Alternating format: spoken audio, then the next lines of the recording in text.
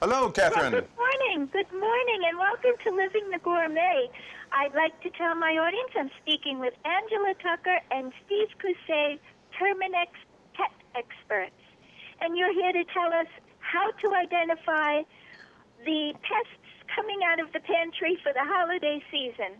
When we're talking about stored product insect pests, what we're talking about are those types of pests. They're usually small beetles or moths, many times that we introduce into the home ourselves. This is something that they can be in very low numbers as far as very small beetles and moths that are brought into our pantry. And after a period of time, they can fester, reproduce, and cause us some real headaches. Mm-hmm.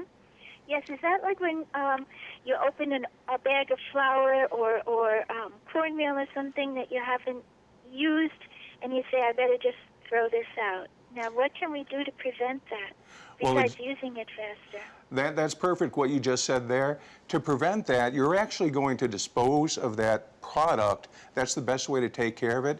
But the best thing to do is identify it quickly before it has a chance to spread. So keep an eye out for these very small beetles. They're reddish brown in color, a quarter of an inch long, and see if you can catch that. Now, other things that can be done as well is to containerize that product. We know that there's always a possibility of them being introduced into our homes. So if we keep them into plastic containers, keep them containerized, and it could be either glass or plastic or even freezer like Ziploc bags, you'll be able to identify if there's any kind of infestation with the beetles or the moths that might be emerging and help protect your other food products. Yes, I'm sure that there are different pests to different regions, like I'm in the Northeast as opposed to out west or something like that. But sometimes you can even find a very, very tiny, not even like you say, a quarter of an inch, even smaller, that can infest in your pantry. And I don't know if that's just specific to the Northeast or if you know what I'm talking about, what I'm trying to identify. I think so, and of course, you know, to a lay person, it's difficult to ID one type of beetle, especially small beetles, to another. But when we look at stored product insect pests, it's a worldwide type of infestation. You don't get as much variation from region to region, East Coast to West Coast, as you would with a lot of other insects that live outside. Mm-hmm.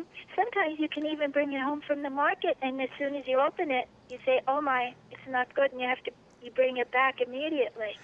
So you can even be bringing them into your home. You can. It happens. It happens, and of course, that's why early detection is so key. So when you do bring things home, whether it's bagged flour or pasta or other types of grain products, it's always best to whether transfer them to a glass or plastic container or containerize it. At least you'll be able to find that problem much more quickly. Right. And now, to prevent this, you're saying the best way is just either put it in a glass jar or a Ziploc or a plastic container. Yeah, airtight container is very important, correct. Okay, is there anything else we could do? I think I heard something about putting rice. Did you ever hear that?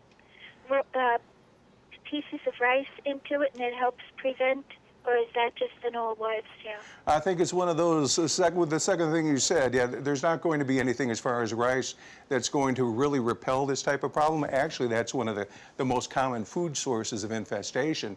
The main thing, my goodness. Yeah, the main thing so here. that didn't help. No, if you're concerned at all, the best thing to do is to have that product or have that pest identified as quickly as possible, just to make sure you know exactly what you're dealing with.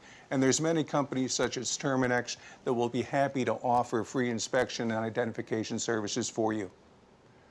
Wonderful. So now the simple steps for the pantry is probably keeping your pantry as clean as possible, right? Oh, exactly. And any kind of spillage, I mean, aside from... I'm sorry, checking the dates. Oh, I think that's something that all of us cooks should do more, often. It's check the dates, and if they're too old, chuck it, right? Exactly. So that's going to affect the flavor of your foods, obviously. So if you have your product, you date when you receive it, you can rotate it in and out. And too often we have situations like that where people, even if they do date the product, put it on the top shelf all the way to the back, and you forget about it. And 6 months, a year later, you find that food. That can be a very hot spot as far as this infestation. exactly. And now as far as, you know, when you inspect, I'm sure that if you do have to do anything, it's all natural and you wouldn't harm any of the food products or anything like that. Exactly. Last thing you want to consider is using any pesticides per se on any food products or food preparation services. So when you look at control for things like this, it is going to be containerizing, disposing of some of the food product. There could be some prudent applications of products necessary if it is a widespread infestation in cracks, crevices, void spaces of the pantry, but that's the extent of what you need to consider at least. Now, I'm going to ask one more question that might sound silly to you, but I'm sure a lot of us foodie people have heard before. If you keep cinnamon around in the corners, does that keep the pests away? Because that's something someone told me. It goes along with the rice. I mean, cinnamon is not going to be anything that's repellent. Actually, it can be a product that is infested by these pests as well. Okay. So you're kind of promoting the problem in doing that. Okay, so I've been given all the wrong information, I suppose, but I'm glad that you cleared that up, and that's why there are experts out there like yourself. And is there any website that my readers can go to learn more?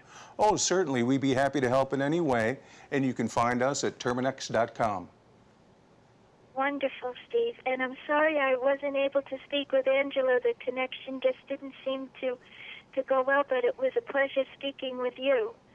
Pleasure. And thank you for visiting with Living the Gourmet. Thank you much. Thank you. Have a happy Thanksgiving. You too. Thank you, Steve. Bye-bye now. Bye-bye.